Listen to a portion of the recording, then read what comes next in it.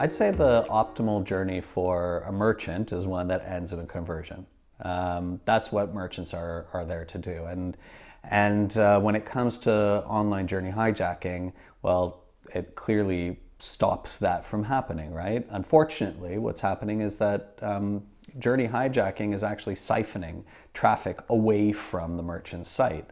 And so by stopping that, you're actually keeping the customers engaged in the buyer journey, and the buyer journey that you worked, the merchant worked so hard to develop and make an excellent customer experience, and now it's being detracted from.